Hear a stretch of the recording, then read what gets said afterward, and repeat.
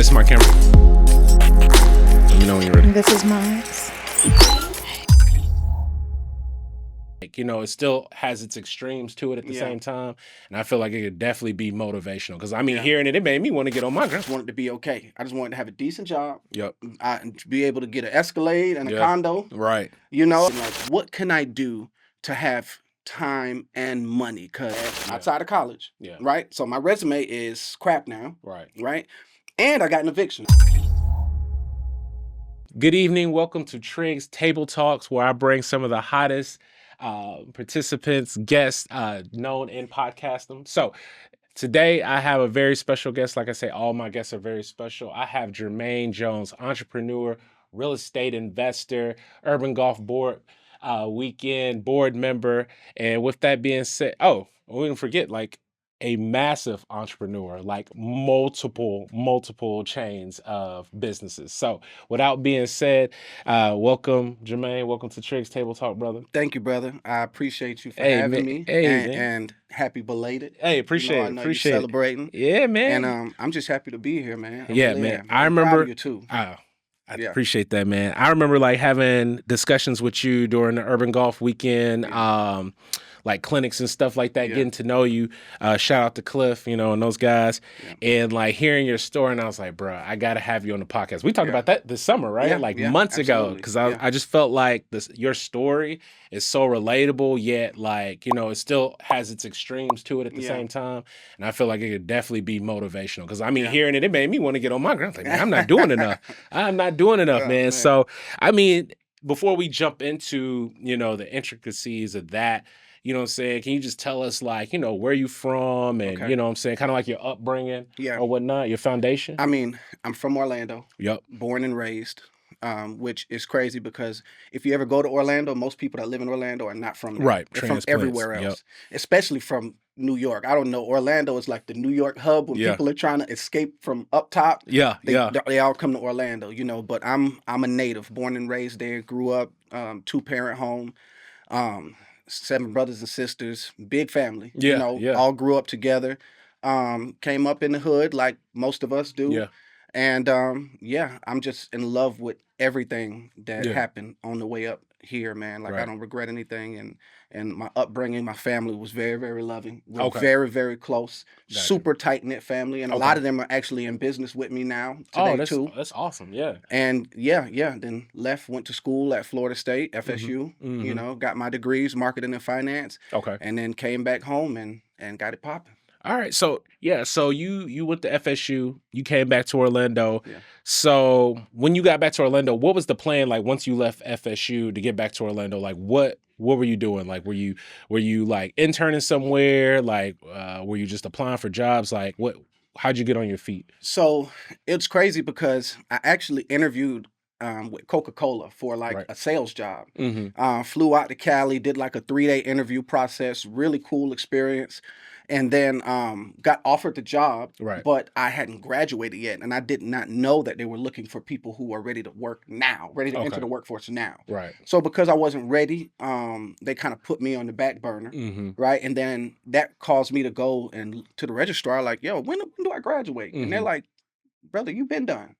That's crazy. I was having such a good time in Tallahassee, of course, party capital, the college experience. Yeah. Now I didn't want to leave, and I wasn't paying attention to what I'm just taking classes, and I had finished a year ago. Clearly, you passing them because they say you ready to go. Right. So I actually finished after about 3 years, and I went back to Coca-Cola to try to get that job, and they had a hiring freeze, and that was that was a moment where I was like, oh boy, okay, what have I done now? So I'm applying. I couldn't really find anything. So when I came back home, I was actually an aspiring rapper at the time. Yeah. So I was looking for opportunities to make music. Looking for opportunities to brand myself, trying to get a record deal, and at the same time just trying to work. I was in the service industry, serving at restaurants, Red Lobster, Maggiano's, just whatever. Yeah, you know what I'm saying? Just stay above. Right. Yeah. And I didn't really have a vision for business at the time.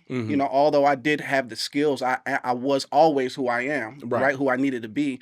I just wanted to be okay. I just wanted to have a decent job. Yep. To be able to get an Escalade and a condo. Right. Simple not man. Even own it. I just wanted to rent a condo and have an Escalade. Right. And dress fly and have a decent job, and I would have been okay. Just a simple man. Just a simple man. Right. So that's kind of where I was at that time. Okay.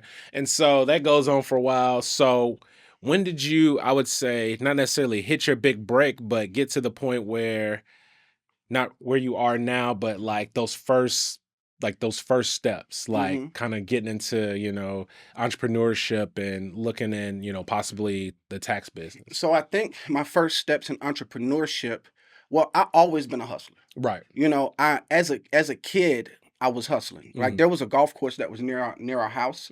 So me and my little brother, we would jump the fence after hours. We would go in the woods and in the water and pull out all of the golf balls. Yeah. We would go and wash them. They'll chase us off the course, and then I'll post up by the fence with a backpack on and sell them to the golfers. $3 for $4, $4 for $1. Right. To have enough money get into it already. My own shoes and school clothes and toys and stuff like that. Yeah. So I've always had that hustler spirit, a hustler mentality. But I think my first taste of like real entrepreneurship, that's real, but like I started promoting. Yeah. My uncle, Pat Nix, he's a family friend, right? I call him uncle because he's like a mentor. He's like family to me. He introduced me to the promoting business. I used to promote parties and stuff when I was in school. Right. But when I came back and I was looking for opportunities to make money and opportunities to get my music out, I felt like, I could go into the promoting. So that was my first thing right there, promoting while I was working. Now, as far as taxes, it's crazy what happened. I was working for Sprint. Okay. 5 years. In the kiosk? No, call center. Call center, yeah. Call center, in the retention department, and then I moved over to the B2B sales department. And I remember one day I was talking to a new hire. It was a girl. We were cool. And she was telling me how much money she made. I'm like, wow, her base salary is like $10,000 higher than mine. But I've been here for like 4 or 5 years. Right. She's just starting. Like, how is this? So I talked to my boss.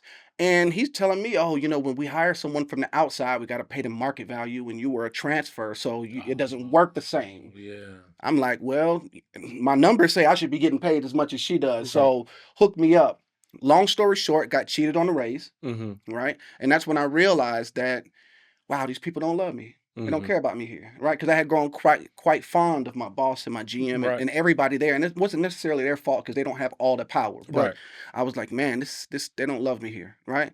So that's when I started figuring out, like, I need to find something, right? I need to figure out my own way, my own path, especially if I want to be able to achieve something spectacular while I'm young, because I know it's going to take me a couple of years to really get whatever I'm doing off of the ground. Right. So that's when I started thinking, like, what can I do to have time and money? Because you hear the story about the guy who drives a fancy car to work. He works all day, drives a fancy car home. People think he's so successful and so happy, but by the time he gets home, he's too tired for his wife and kids, and then he's waking up, he's back in that fancy car, heading to work, right? And I'm like, you know what? That's not the life I want. I want a life where I actually have time and have money. So that's when I started looking to try to find something. And I was promoting clubs, and there was these guys that used to come ball out in the clubs, right? Now, actually, they didn't start balling. Right. They came in as regular people, right? Sneaking in the VIP, taking pictures with other people's bottles, doing the same stuff that we all did at one point. Cloud is a dangerous drug, right? and then one day I start seeing these guys pulling up in Bentleys and Benzes and Aston Martins, and I'm just, yo, what are they doing? This has only been like a 2-year period. Like, they're moving weight. Right. That's what you think, right? It's crazy. That's how we think. Initially you would think, oh, they got to be scamming and selling drugs, but that's our mentality, right?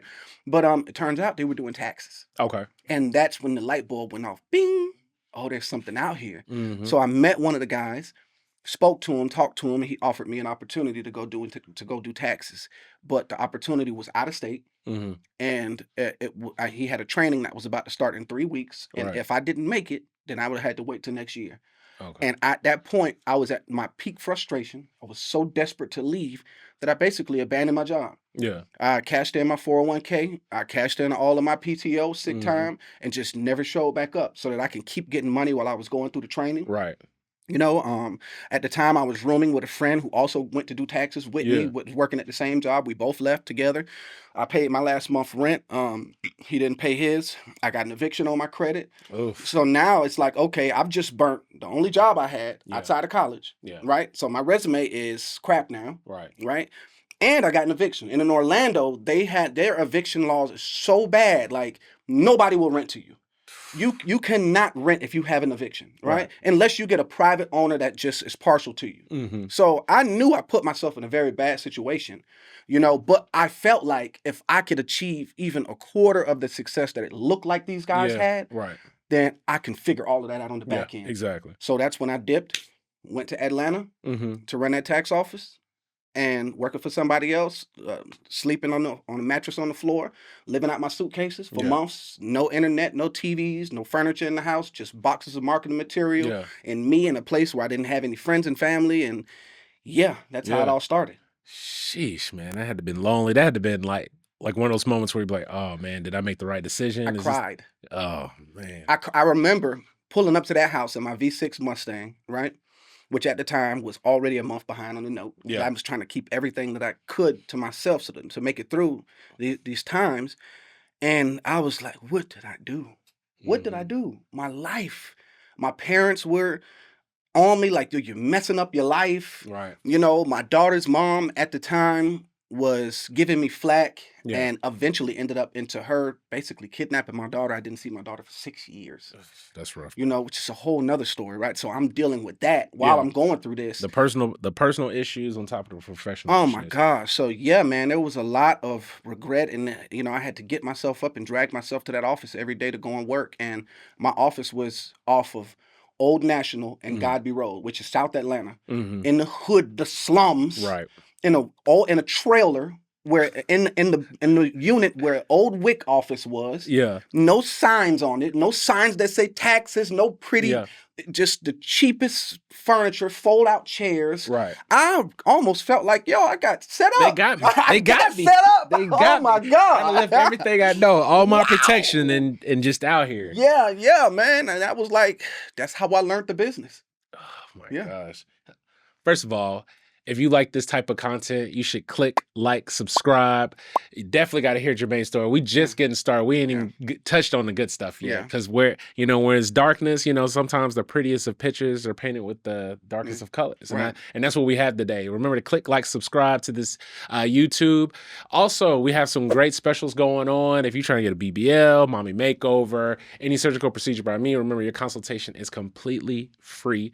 And I'll be happy to answer any of those questions to guide you along your surgical journey. So with that being back, sorry about that. No, you're good, off, brother. You're good. All right, so man, that's rough. It's rough. You thinking you got scammed. You basically blew out all your savings, like cashed out everything, credit burnt. Yeah. So what kept you going and not necessarily say, man, I'm going back to the O, I'm going back to Orlando and just try to, stay with my moms or whatever, my dad, and try to figure this thing out.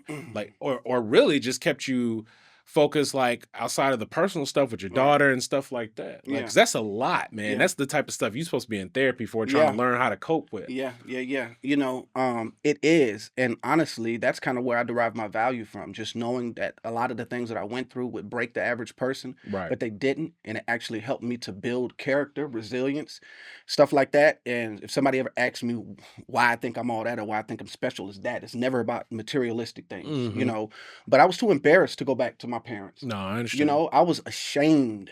I had everything they said was going to happen, and it was worse. So I was ashamed. And then here I am, like, sleep apnea. So trying to drive back home from Atlanta took me a day. Right. When it should take several hours because I had to pull over and keep going to sleep, and I'm crying on the way home. And it was just, where am I going to stay? I went to the storage unit where I put all of my stuff at before I left and put everything else I had in there. And I remember driving over to the east side of town where UCF was at, because at the time my ex-girl was a student at UCF. Right. And I just backed into the visitor parking space that was right in front of her complex. Because for one, the repo man didn't know my car was over there. So if I took it to the parents' house, they're going to come get it. Right. Right. And then number two, I knew if she walked outside and saw me sleep in that car, she would let me come inside. Right. You know what I'm saying? Yeah. So that only lasted for so long, waking up, hitting the gym at the complex, showering at her place, leave, going to the storage unit, open up the door, plug in the iron right there on the floor, iron up my clothes so I'm crispy and nobody can't tell what I'm going through, and then going about my day. And during that time, I did that as long as I could until I broke and I had to go back home. Right. But during that time. How long was that from you getting to Atlanta to going back home? It was a matter of months. Okay. It was a matter of months. But what kept me going through that time was a quote. I can't remember if this was Warren Buffett or Bill Gates, but the quote was, "Successful people are comfortable being uncomfortable." Yeah. Right? Yeah. And that's what I told myself every day. I'm sleeping on Mickey Mouse sheets in my mom's house that all her grandkids would sleep on in the guest room. I'm a grown man. I'm 30 years old, turning 31. Yeah. I have nothing. Right. You know what I'm saying? I've made the worst decisions to date, and I've put myself in a very bad situation. Right. And I'm looking at everybody else prospering and living fine and having their own places and doing their thing, and I am dead last. And I was looking for a job. I couldn't find one because my resume's burnt. Yeah. Couldn't get a place to stay because of the eviction. Yep. And every day I just woke up and told myself that successful people are comfortable being uncomfortable. And that literally was the only thing I had to hang on to. Right. And that's what kind of got me through, But how I ended up starting over and starting a business, I ended up getting a customer service job for Farmers Insurance. Okay. Saved up my hourly pay, borrowed a couple dollars from my little brother and from my mom, and there was a hotel right by the Florida Mall. Okay. And if anybody's from Orlando, they know this hotel. It used to have a Dominican club in it. It's right across from the Best Buy and the rooms to go, and it's run down. So on the outside, they'll let businesses rent the units, and on the inside part, they'll just rent like to live for people who want to live there. And it's usually like drug addicts or whoever lives in there. Where they have like the weekly rate and the hourly rate type deal. Yeah, you know what I'm saying. So, but these were regular hotels. These wasn't like the weekly stays that have the stove. Okay, got you. Regular hotel. Yeah. So you got is a coffee maker in there, maybe a microwave. Man, I had enough money to get 1 month rent, and I put it all on the line. I quit that job. I went in there for that month. 2 tables from IKEA, 2 laptops from Best Buy. Keep in mind, I said 2. Yeah. Even though I'm the only employee. Right. I always, and one thing that I knew, I always made room for others. I've made room for God to be able to come in and bless me, right? Right. So I put another table in there just in case God brought me an employee or somebody that believed in me. Right. I had space. I prepared, right? I was always making sure I was prepared for growth or for something greater, which kind of like foreshadows why I was able to scale. Right. Because not even knowing, just operating from my heart and from my mind and how I was, like I always made room for growth. Right. So that's how I scaled so fast. But yeah, 2 tables, 2 chairs, started off that month. And I knew if I didn't make no money by the end of this month, got to shut this thing down. So would you say like the lowest point was that drive back to Orlando? Yes. That drive back to Orlando was like driving into the abyss. Yeah. I don't know what's going to happen when I get there. I don't know what life has in store for me. I don't know how I'm going to recover from this. Right. I'm just going. So when did you start taking off then? When did the promises start kicking in, the hard work start kicking in? See, this is the crazy thing about my story that I love so much. I never boomed. Yeah. It was just a gradual years of good decision making. I only made 13 grand that first tax season. Yeah. You know what I did with that 13 grand? Reinvested? Nope. I fixed that car that I was driving and caught the car note up. I was about to say, did you ever get repoed? Watch this. Bought a fake Rolex. Okay. Fake chain. Okay. My homeboy was quitting his job at Hugo Boss. Right now, he's a huge success in real estate and then timeshare, like $1 million fleet of cars doing this thing. My boy Cisco. Shout out to Cisco, man. Was a big inspiration for me. But he was quitting his job. I went to Hugo Boss, ran up that discount, got some suits, got them tailored. Yep. And then I went and got another car, right? It was a Chrysler 300. And I started taking pictures with both cars and telling people I made it big, right? When in reality, I didn't. Right. But fake it till you make it. That's exactly what I was about to say. Fake it till you Sold make that Mustang. Yep. Right? Made 10 grand on it. And then that's actually pretty good. Making 10 grand off a used Mustang like that. That's sold actually the really Mustang. good. Yeah, sold the Mustang, made 10 grand on it. Took that 10 grand, went and bought some used like Apple computer off of eBay, flipped it and not eBay, off of Craigslist. And then I found a guy who was getting stuff all the time, listing it on Craigslist, and he didn't know the value of what he was listing. And I said, brother, listen, what's stopping you from getting more? And I said, is it money? He said, yeah. I said, well, get everything that you can. and then just come see me. You'll have one sale. I'll buy everything you got. He brought me back iPhones, Galaxies, all kind of stuff. I bought all of that, relisted it, sold it on to a dealer on Craigslist, made like 15 grand, did that twice, and that was enough. That's how I got the money to get from the hotel into an actual office. Okay. And that office was an abandoned crack house in the hood. So my dad and my grandma used to live around the corner in Richmond Heights from there, and it was off Ivy Lane. And this house, the grass was 3 feet tall. Yeah. Bonfire in the back where the crackheads would go be at. Stray dogs in the yard. The building had been abandoned for years, like a house, a small little house. And there was a phone number on it. I called. Somebody answered. I rented that thing. I cut the grass, took that furniture from the hotel, put it in that little house, and I started off, right? And that was my first office. And from there, it was just every year, I only made a couple of dollars. I might have made 80 grand that year, right? That was enough for me to finally like go and get my own place again. Right. Pay someone to get the eviction off my credit, get my own place. You know, the next season, you know, I had employees come in, you know, I made 160 grand. Like, and it was just bit by bit, even in every off season, right? Because taxes is 4 months. Yeah, exactly. Right. Although you can do them year round, at that time, I wasn't focused on that. I got the bulk of the money and then I would go back to work. Sold timeshare in between. I did petitions, those signatures when people are out trying to get you to sign. I did that in between. Like I did anything that I could to just make it, you know, and I just held on, saved my money. And every year I would double down. I would put it all back into the business to the point to where I would only leave myself enough money for me to eat and live for the months during the tax season. That's it. Nothing else. So my back was against the wall. It put me in a situation where it's like, if you don't make this money, you're going to be done. Right. And that is what drove me to be successful, man. Man, from what I hear for the most part is like you never settled. Like, you know, saying you were starting to do well from the tax standpoint, and then all of a sudden you were like, I still got to get it. You know, you out here flipping timeshares, selling this and selling that. And I think, like, at least I know from like some of the younger generation right now, it's like they probably would have rested on their laurels. Like, you know, nobody's really like trying to hustle like that. They would have been like, oh, my tax, you know, business. They would have just stuck with that and did some influencing and something like that. But you went back out there. You were like, yo, like things are still not picking up. 16-hour days, 7 days a week, me in my office. And then at the end of the day, I'm taking flyers and I'm going outside and I'm tagging cars and I'm standing outside the clubs and I'm passing them out. I was working. You know. So when did you need to scale up, or when did that decision happen? It was like my 4th, 5th year in before I started to like open multiple locations. And I remember what I did, right? So, cool story. I at the time, right, the money gets deposited into a business bank account. I went to a company called Cabbage. I applied for a line of credit. You hook your bank account up to Cabbage, right? And this is a gem for anybody watching.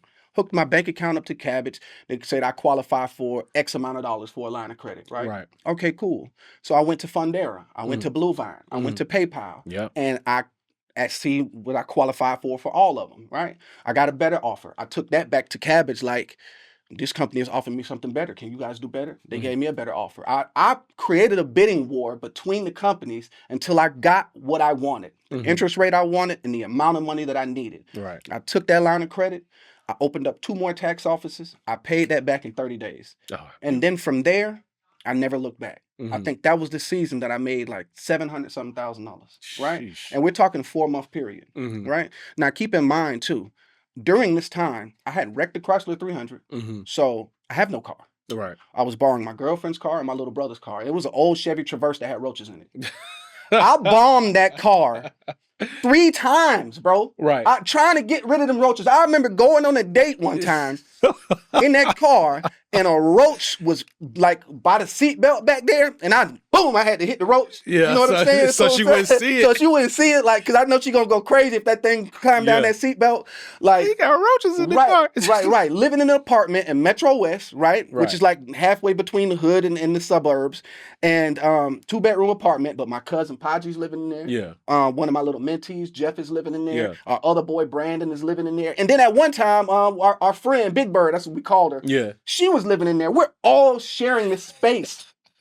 But I had $500,000 in my bank account. That's Nobody crazy. didn't know. That's I'm crazy. wearing white tees from Walmart every day. I'm wearing Chucks every day. I'm going to PacSun, getting the 2 for $40 jeans every day. It's just keeping it low. Right. And I Lay stayed low and down build. until I came up. By the time I popped out and like got a nice condo, got a nice car, everything, I was a millionaire already. Oh man, that's crazy. So from the time of like leaving Atlanta to what you would consider like, okay, I'm successful and now let me pop out. How long was that? It was about 4 years. Yeah. 4 years 3, 4 years. I grinded. I kept my head down. I stayed down.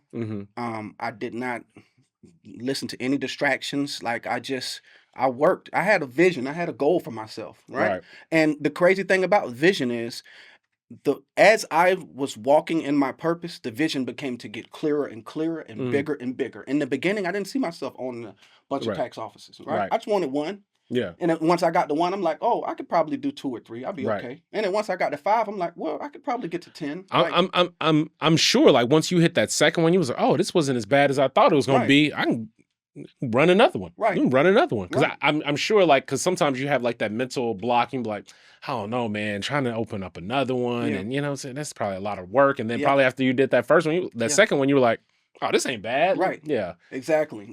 You know, so like as you're walking towards your vision and you get closer to it, the vision grows. And it gets bigger and bigger and bigger. So, you know, I couldn't even plan for what was coming. Right. I just made sure that I rested on my laurels, which was the character that I built.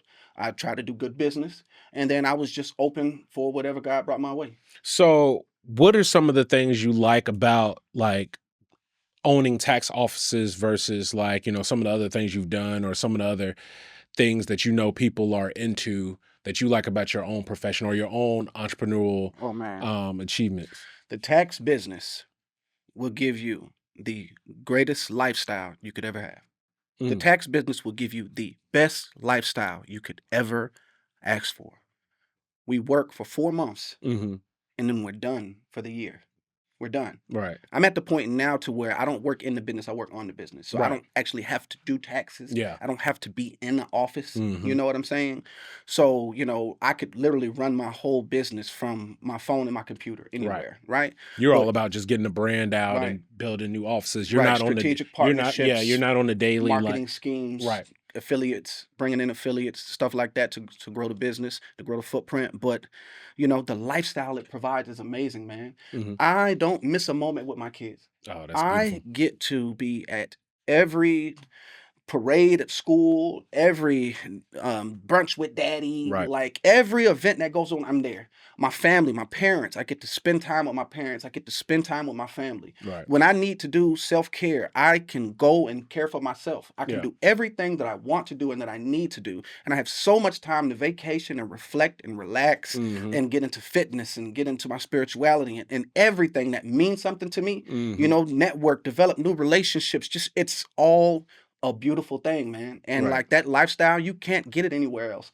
You know what I'm saying? And I don't get it twisted. It's a lot of work. You're doing 12 months worth of work in those 4 months, but when you're done, that's it, man. And you can't beat it. You can't beat it. And in the process too, you get a chance to meet so many people. Like at this point, there are clients that I've had who were claiming their kids, whose kids now have grown up and they are claiming kids. That's great. 12 years, man. Yeah. And it's beautiful to see. Man, that's and then it gives you seed money that you can use to do other things like develop. I build real estate, right? I build new houses, new construction, right? Shout out to Mike Harris who got me involved with that. MDH Investors, man, that's my guy. You know what I'm saying? He put me on. I just built 8 houses, all cash, over in Citrus Springs. Beautiful homes, man. So if you guys Citrus are looking, Springs is a nice area too. I remember that from when I stayed in Central Florida. Right. So if you guys are looking for some homes, I'm building new homes. You know, that's cool. You know, I've become an accredited investor. Shout out to my boy James Hellworth, who puts me on private placements and stuff like that. You know what I'm saying? He's in the clean energy space and stuff. So he's always having opportunities for me to invest in companies before they go public. And he's literally a money printing machine. I have never lost with him. Every single investment is a win. That's a beautiful thing. And like, it gives you the seed money to do all of the other things you want to do, smoke shops, everything, you know? Right. So what would be like one, or you can make it 3 pieces of advice you would give to someone that's kind of like, you know, trying to figure it out. Like they probably in their mid-20s, you know, they fresh out of school and they just, you know, I'm working at Ross just trying to like get a check right now. So, couple things. Or young Jermaine coming out of FSU, what would you have done different? I guess it's a better question. Start earlier. Yeah, of course. Start afraid. Start not knowing. Start when you're second guessing it. Start before things are perfect. Start now. And things will get good as you go. I would have done that. Second thing, pick a high margin industry or a high value skill, right? And stick with that one thing until you master it. You do not need 7 streams of income to become a millionaire. You just need one good one. And then that thing will give you the seed money that you need to invest in other things, right? So pick one thing and stick with it. And then you have to have an unrealistic, undying belief in yourself that the things that you come up with in your mind, your ideas, your vision for your business and yourself is real, it's true, it's correct, and you cannot let anybody talk you out of that. It has to be an unwavering amount of confidence that you have in yourself. Even when it does not seem good, even when it seems bleak, you just really got to believe that you got something good, right? And make sure that it aligns with your spirit, that you are doing something good that you can actually be proud to talk about, to stand on, you know. And if you can do those type of things, man, you can start from anywhere and become somebody special. Man, that's beautiful. Do you offer any mentorship or I don't know, like, someone that's interested in the tax business, like either like a subscription type program or anything like that? So I created an affiliate program 5 years ago. And I was basically beta testing it just to make sure that I had something real, that I can help people. And in the last 5 years, I've helped several people make millions of dollars. And I have all of the data to back it up. I could show you everything. I have helped so many people start tax businesses in 6 different states, you know. So this plan that I have is tried and true and tested in different markets, and it works. And not just that, within the service bureau that I was a part of when I was scaling this business, per capita or per office, we had the highest performing tax business of any business that service bureau had as a client in the whole country. And there was businesses way bigger than ours. I had 100, 150 locations that were making millions and millions, but per location, we were the best performing, which lets me know that I have a model that is real, right? And over 5 years, man, there's not been a single person that started with me that was not profitable. So now it's time for me to bring this thing public and offer this opportunity to other people. That's perfect. So yes, if people are interested, they can follow me on Instagram at IamJones407, IamJones407. Right? And they can just DM me taxes. And then, you know, I can explain to them how they can get involved with me on 3 different levels. Like, for one, you can be a person who has a career job you don't want to get rid of, and you are not ready to take that big risk, but you do want to supplement your income. So I can help them be an independent contractor. We'll do a split with the prep fees. I'll set them up remotely. They can file taxes from their laptop, from the comfort of their home, or anywhere in the world, for clients for all 50 states, and do it electronically. They don't ever have to see anybody in person, and you can make $40,000 to $160,000 in a couple of months. I'm about to sign up now. I'm telling you, man, you can make more than 160. It's really on how hard you want to go, right? And then I can help people. You know, the second way is a virtual office, right? Let's say they don't have the budget to do a full scale brick and mortar. Okay, cool. I can help you open a virtual location where you use a shared office space, and then you have contractors working for you. Your contractors can be anywhere in the country, and you do a split with them, and then you guys can generate revenue that way. Or you can open a full scale brick and mortar Safe Tax location, which is the name of my business, Safe Tax, and you can have contractors working there. You have hourly employees, and just to scale from there, the potential is limitless. That's crazy. And so now we're about to get into some tricky Triggs trivia, brother. Okay. So, you know what I'm saying? You don't win anything, but, you know, we just, you know, just asking some questions. I mean, the win was coming here. So. All right. All right. So our first question is, can you deduct plastic surgery from your taxes? No, absolutely not. No. And so there was one case, but I don't think it's routinely. It was a stripper. I think this was a Nevada tax case or something like that, where she fought the IRS because she said that it was a business purchase. But I don't think it's been able to be employed like that. Yeah, so. There's a lot of like new age tax law that's being made up on social media. And if there isn't any like case law that's going to support that type of decision, then I would say no. Yeah, no, I wouldn't do it. Yeah. How long should a woman wait to have sex after a BBL? I hit a lot of people with this question because I think it's just funny to hear their answers. Till we can do whatever we want to do and it don't hurt. And it don't hurt. You know what? That's a very good answer. That's something I would tell them too. Right. I don't want to have to like compromise what I'm trying to accomplish. Understood. For the BBL. Understood. Right. You know what's it? I'm gonna give that an A+ answer. That's probably the best answer we've had on here. Yeah. If you had $1 million in cash, what would you spend it on? $1 million cold hard cash. Man, so I have spent $1 million cash a couple of times over. And what I would spend it on now is probably not what I spent it on before. Before I spent it on jewelry and cars, and clothing. Right. Now $1 million cash, I would invest it. I would probably spend it on building some houses, or I would put it in like an interest-bearing savings, a high yield interest account, and take the money that I make off of interest and invest that in like a life insurance policy. That way I'm never touching the million and the money I'm making is making me more money. Right. Something like that. Okay. Love that. All right. Well, that was our Tricky Triggs trivia. Remember to click like and subscribe. So now we're going to jump into some more personal questions. Okay.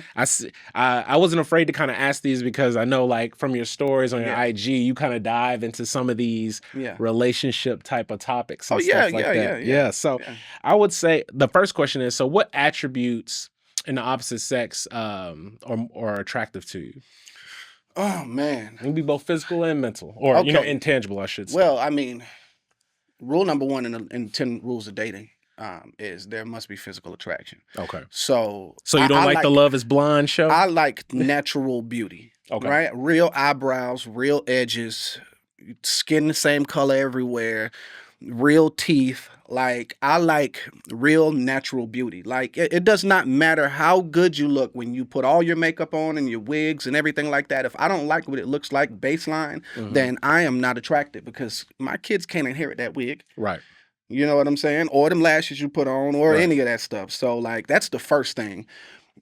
Second thing is, like, a girl who is, like, not just having a lot of men. You know what I'm saying? Right. One that everybody wants, but nobody can have. Right. Right? That is like super, super attractive to me. And then like a woman who is loyal. You know what I'm saying? Who just not easily turned away from her man. Gotcha. Like those things are like really, really big for me. And then I say the last thing is probably like a woman who is like health and fitness focused, right? Okay. That way I don't ever have to worry about not being attracted to my woman. I know she's always going to be working on it, whether it be in the gym or whether having a good, healthy diet or whatever the case may be, so that she can make sure that she's always looking her best for me. Okay. Love that. That's almost kind of, all right. So what are some, I would say, what type of women you don't like? Man. Those that are for everybody. Oh yeah. Oh my God. You like that the exclusive thing? That yes. Things, but Yes. Now keep in mind it depends on what it's for, right? Everybody has a purpose. You can have a great time with a lot of different people, right? But to keep, you can't be for everybody. Right. You know what I'm saying? That's the first thing. Second thing is I don't like when women that need to wear makeup to go everywhere. Like, if you got to leave the house to run the Publix and you got to put makeup on, I don't like that. You know what I'm saying? Like, that's a big thing for me. Like, you're not comfortable in your own skin. I got you. You know? And then, like, attention seeking. Right. That is probably my biggest turnoff. Okay. If I go to your social media and you got your ass facing the camera, every picture, and you're twerking and, like, for what? If this is not your career, like, and if that's your career choice, that's on you. It might not be for me, right? I'm not gonna knock anybody else, but like, if that ain't for your career, for your livelihood, what are we doing, baby? Right. Yeah. No. I understand. Okay, I got you. Have you noticed any personality differences between a woman that's more natural or a woman that's had like multiple plastic surgery procedures? Any personality changes? Oh yeah, absolutely. Like, I would say women who are naturally beautiful are like calm and patient. They're just chill. They don't feel like they don't do too much. They don't have to do too much. They're not trying to compete. They just cool because they know they got it. Right. Whereas the ones who have got surgery, they need everybody to see it. Right. So they're gonna wear stuff that will show everything. You know what I'm saying? They need everybody to know what this body is hitting for. And that's their prerogative. Nothing wrong with it. But like, yeah, that's what the biggest thing that I noticed. Oh man, okay. I didn't know that. Like, I think I've asked a question similar to that before, and that's the first time I've. Man, that's crazy. What do you spend most of your money on? We know the money long, so what's usually getting spent on? I would say the bulk of my money is spent trying to make more. Yeah. Right. But putting that aside to just kind of maybe give a cool answer to the question, I would say drip and cars. Okay. Yeah. I've had 13, 14 cars in the last 4 years. I mean, Rolls Royces, Lamborghinis. What's your favorite? AMGs. I would say I have a couple favorites. My G63 4x4 squared, matte black, white guts, red seat belts, red brakes, nasty. Loved that one. Okay. It was a 2023. It was. You just like how it drives, or it was just so. It was just the presence, the stance. It's jacked up super high. The fenders are super wide. It doesn't fit anywhere. It just looks like it doesn't belong. You know, and it's loud and it's fast. Like, that was fun. That car was fun. You know, I had an orange Lamborghini Huracan, which was cool, with like some orange lights at the bottom and then like some pipes on it and stuff like that. So it was super loud and fast. That was also another fun car. But I'm going to say my favorite one was my Wrangler.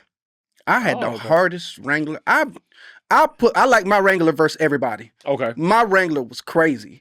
You know, it's something about doors off, roof off, bass hitting, red guts in it, like... Stop playing with me. Stop playing with me. You was beating down the block. Yeah, for sure. Oh man, what's been your biggest purchase outside of like your investing and business purposes? And I guess your house. I guess you would have to. Yeah, outside of the house. I got a nice $2 million crib out in Lake Nona. Super dope. Maybe this watch. Okay. Oh yeah. The Ricard Millet. Yeah, the Richard. Millie. Okay. Love that. Yeah. How long ago did you buy that? I got this watch this year. Okay. Yeah, I got this watch this year. How hard was it getting? Did you buy a gray market, or you had? I got it from a dealer in New York. His name is Arseny. Shout out to my neighbor Zach, who's like all into watches. He's the one that introduced me to Arseny. Arseny's a big time guy that sells super exclusive watches to very super exclusive people. So I was able to get it with a full set, you know what I'm saying, and extra straps and everything like that. All 100% Richard Mille, no aftermarket, nothing. Right. You know, so it wasn't hard to get it. You're actually the reason why I got it. Oh, here we go. Because you showed up with that watch that you're wearing right there, that black AP, and I saw it, and I couldn't sleep the next day. I was like, he gonna do me like that? He gonna just put it in my face like that? He was doing a lot of pointing and stuff with the left hand. I'm like, you know what? Man. I gotta come back with something. You know, so that is 100% the reason why I bought this watch. It's terrible. It's a terrible thing. All right. Switching gears, what's the biggest purchase you've made for a woman? Man. Yeah. I've bought breasticles. Okay. I've bought diamond jewelry. Okay. I've bought countless bags, shoes. But I would say, you know what? A trip that I took a woman on, actually that I took 2 women on, a year ago. It's like a $50,000 trip to Greece. Ooh. Yeah. 7 days, 8 days? Yeah, 8 days, 9 days. 9 days. It was... First class we did flights. everything you would ever want to do out there. Like there was one day, my highlight of the trip, we rented a yacht for the day, just me and them and a staff. And we went beach party hopping around the island of Greece in the yacht. That's crazy. We pull up to one party, back in, hop out, run up in there, get a bottle of hookah, some food, vibe out, leave, hop back in the boat, go to another party. That shit was amazing. Yeah, pardon my French, but like that was a time for the ages. We stayed in the Catechees. You know, we did Athens, Mykonos. We stopped at Delos Island. Like it was one for the books. That was probably the most money that I spent. But yeah, everything else, I've done all of that. Everything under the sun. Crazy. All right. Most sentimental purchase. I'm starting a business for a woman. Okay. because I wanted to see her free from her 9-to-5 obligations, and I wanted her to have a similar lifestyle to me, you know, and give her a chance to prove to herself that she is who she thinks she is. And I know entrepreneurship is the ultimate test of that. Yeah. So I wanted to get her started. That's dope, man. That's super dope. Yeah. And you already answered this question. Would you pay for someone else's plastic surgery, and how would you feel about that? Absolutely. Absolutely. 100%, man. Like, listen, man, like, I love to make people happy, but whatever I pay for, it got to look natural. Okay. We're not, nothing crazy. We ain't doing the big crazy stuff. I'm not, if you want me to pay. Right. It got to look like it's yours. Right. Right. Understand? Right. I want when you pop up in the new pictures, they be like, oh man, you been in the gym? Right. Right. Because they can't tell. Yep. You know? Well, switching gears back to Safe Tax, how many locations do you currently have now? Oh man, we're around 30 locations. 30 locations. And we cover all the territory from Miami all the way up to Chicago and DC. Shout out to all of my affiliates, all in between, and everybody that has helped me to build this business and that trusted me and leading them and providing an opportunity for them to eat. And, you know, I've seen my affiliates go from having nothing to owning homes, other businesses, you know, cars, and investing. And like, it's beautiful, man. That is the greatest joy in my life. Outside of my kids right now, watching these people that I've created this opportunity for succeed. And man, it makes me feel so good about myself. Man, that's incredible, bro. Yeah. Incredible. Well, Jermaine, man, I appreciate you for coming through, man. I appreciate you for inviting me, man. Yeah, I had to, like, when I heard your story, I was like, bro, I got to get you on the podcast. Yeah. This is too good. Way too good. You know what I'm saying? So I appreciate you for coming through, taking your time out of your busy schedule, because I know like your season is basically rearing up. Yeah. So it's almost tax time. So let people know how they can find you once again. We'll drop that down below. And you know some of the things you offer. Right. So Instagram, I am Jones 407. I am Jones 407. That's where I would like everybody to come and find me now. I'm just getting into this whole journey of posting content and everything like that. So you're not going to see a whole lot of stuff now, but I have all of the data and all of the case studies to prove that what I've been doing is great. And I got a lot of stuff to share, a lot of wisdom, you know, a great story to share. And I can't wait to invite people in so that they can get to know me better. And maybe one day I can link up and partner with people and help them change their lives. Also, my business page is Safe Tax Nation. That's SAFETAX Nation. Once again, just be patient with me with the content, but I'll have a lot of good stuff coming for you guys. And for the people who jump in early and trust me and believe in me, I'll make sure that I do my best for you guys to make you guys a testimony that everybody else would be proud of. Perfect. With that being said, guys, click like and subscribe to this podcast. Share it. If you know someone that may be interested, has an entrepreneurial spirit, and doesn't know exactly what they want to do, this is the perfect podcast to send them to learn and even do their further research from there. So with that being said, this is it for Triggs Table Talks, and y'all have a good evening. Until next time. Yes, sir.